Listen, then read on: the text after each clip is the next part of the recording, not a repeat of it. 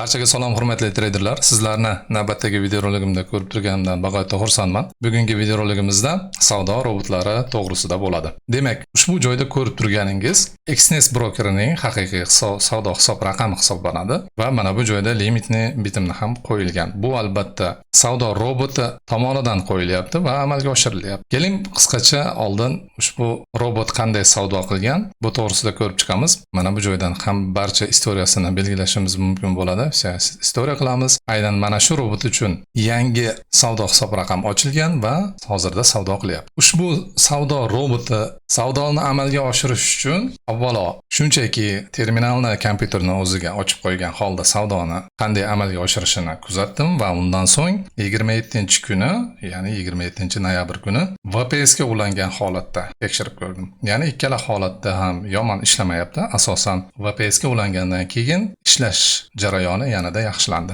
Mana bu joyda ko'rishimiz mumkin qolgan savdoni amalga oshirganligini. Eng asosiysi ushbu robot aynan bitta bitim bilan savdoni amalga oshiradi.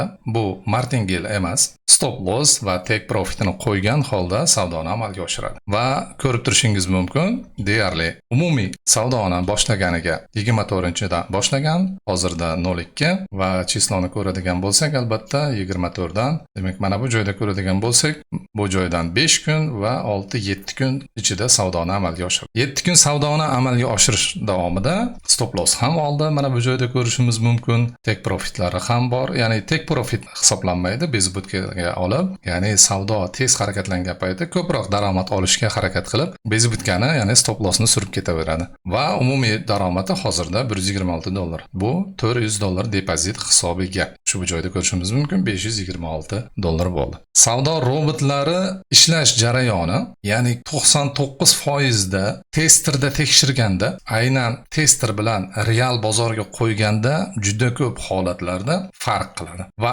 aynan ushbu robotda kuzatishim mobaynida aynan testerda qanday ishlasa, real savdoda ham xuddi shunday ishlaydi. Bu esa juda ham zo'r natija. Testerda sinab ko'ramiz va ushbu savdo robotini qanchalik darajada ishlay olishi yoki ishlata olmasligi albatta bu o'zingizga bog'liq va tekshirib bir qator ko'rsatib beraman. Buning uchun albatta biz testerni ochib olamiz. Testerni ochib oldik. Pastdagi terminalimizni yopib tursak ham bo'ladi. Biz hozir vizual tarzda ko'rishimiz shart emas qanday savdoni amalga oshirishini va umumiy grafikda qanday ishlashini ko'rib olishimiz ham mumkin bo'ladi. Demak, deyarli 1 yil davomini tekshiramiz. Qisqa muddatdagi savdoni tekshirish qaysidir ma'noda xato bo'ladi, chunki qaysidir periodda ishlashi mumkin, qaysidir periodda ishlamasligi mumkin. Agar yaxshi robot bo'ladigan bo'lsa, yillarni tekshirsangiz ham savdoni amalga oshirib, ya'ni balansni nolga olib tushmaydi. Ushbu holatda deyarli 1 yil, ya'ni fevral oyidan hozirgi kungacha belgilab qo'ydim va daqiqasi 15 daqiqalikka qo'yiladi. Ushbu joyda robotni qo'yib qo'yganman men o'zim. Mana bu joyda ko'rishimiz mumkin.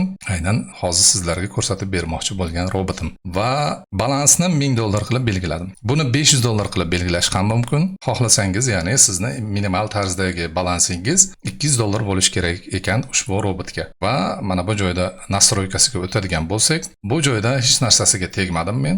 Men ushbu robot sizlarga eslatib o'taman, meni mahsulotim emas. Ya'ni bu mahsulot boshqa bir odam yasagan va ushbu robotni sizlarga ko'rsatib bermoqchi bo'ldim. Bu joydan 0.20 lot deyapti. Buni xohlasangiz 0.50 qilishingiz mumkin yoki umuman bu narsani o'chirib 1 lot qilishingiz mumkin. Bu joyda $1000 ga aytaylik 0.20 qilish yetarli bo'ladi. Bundan oshig'i riskni juda ham oshirib yuborishi mumkin bo'ladi. Demak, ushbu holatdagi nastroykasi mana bu joyda ko'rib turganingiz.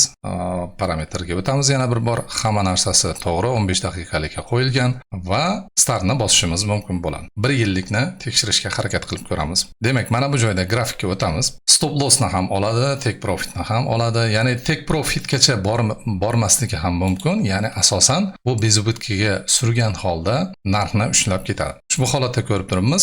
Ya'ni hozirda robot daromad qilishni boshladi va daromad qilib ketyapti. Hozirgi mana bu joydagi eng yuqori daromadini ko'radigan bo'lsak ham $3000 dan oshdi, ya'ni $1000 depozitimiz. Bu albatta 1 yillik aytib o'tganimdek tekshiruvni amalga oshiryapmiz. Yana bundan tashqari sizlarga tushuncha berib o'tib ketaman. Aytaylik, balansingiz $1000 da bo'ldi. 0.20 da boshladingiz. 0.20 da boshlagandan keyin, keling shu joyda qisqacha tushuntirish berib o'tib ketishga harakat qilaman.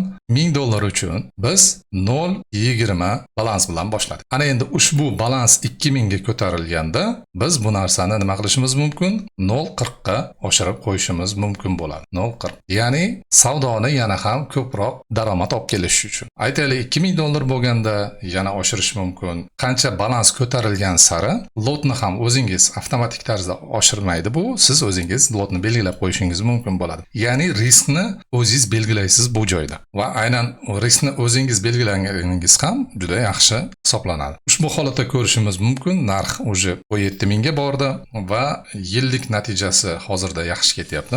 Eng asosiy jihati yana bir bor takrorlayman. Aynan testerda qanday ishlagan bo'lsa, xuddi shu narsa grafikda ham bir xil deyarli ishlayapti. Va bu narsani o'zim ham test qilish uchun real hisobga solib qo'yganman. Mana bu joyga o'tishimiz mumkin. Umumiy, ya'ni sof daromadimiz 17,000 ga aylandi. Aytib o'tganimdek, bu yerda hozir lotni har birida o'zgartirishning iloji yo'q. Faqatgina bir xil lotda shu daromadni qilib berdi deyarli 1 yilda. Agar har biridan 1000 dollardan balansni ko'targanda o'zgartiradigan bo'lsangiz, bu ancha daromad katta raqamlarni ko'rsatgan bo'lardi. Meni shaxsiy qarashim bu ushbu robotga nisbatan.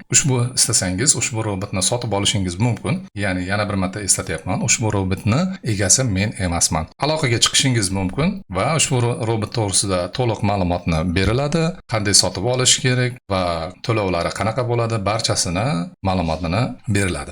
Murojaat uchun ushbu ko'rib turgan videorolikingizning ostida adminni Telegram manzili qoldiriladi. Ushbu manzilga murojaat qilishingiz mumkin va ushbu joydan sotib olishingiz mumkin bo'ladi. Va biz videoni yozgunimizcha ham ushbu joyda ko'rishimiz mumkin. Aynan istoriyasiga o'tib ko'ramiz.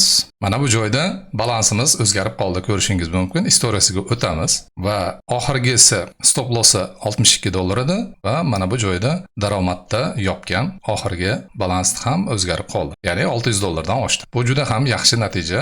Hali yana qo'shimcha orqasidan limit qo'yib qo'ydi bu joyga. Testerni yopib tursak ham bo'ladi. Qo'shimcha limitni ham mana bu joyda qo'yib qo'ydi. Agar yana buzadigan bo'lsa, ushbu holatda yana savdoga kirish mumkin bo'ladi. Mana bu holatda istoriyasini ko'rishimiz ham mumkin va mana bu joyda bitimni ochgan va mana bu joyda bitimni yo'q. Demak, ushbu savdo roboti to'g'risida qisqacha ma'lumotlarni berdim. Qanday ishlashi, qaysi prinsipda savdoni amalga oshiradi va bitta savdoni ochib va ikkinchisini birinchi savdo yakunlanmaguncha savdoni amalga oshirmaydi va limitni order bilan asosan ishlaydi. Va daromadni ham o'zingiz guvohi bo'ldingiz. Agar ushbu robot sizga qiziqarli bo'lsa, murojaat qilishinglar mumkin bemalol. Qo'shimcha ma'lumotlarni sizlarga beriladi va ushbu robotdan foydalanishingiz mumkin bo'ladi. Va bundan tashqari testerda ham yilligini 1 yillik mobaynida tekshirib ko'rsatib berdim. 2 yillik, 3 yillikni ham sizlarga ko'rsatib berishim mumkin edi va ushbu videorolik juda ham cho'zilib ketadi. Bunga hojat yo'q. Demak, va bemalol aloqaga chiqishingiz mumkin bo'ladi. Bugungi videoroligimiz mana shu. Sizlarga har doim yaxshisini ulashishga harakat qilaman. Bundan bemalol foydalanishingiz mumkin bo'ladi. Keyingi videolarda ko'rishguncha xayr, sog', salomat bo'linglar. Barchaga omad, xayr.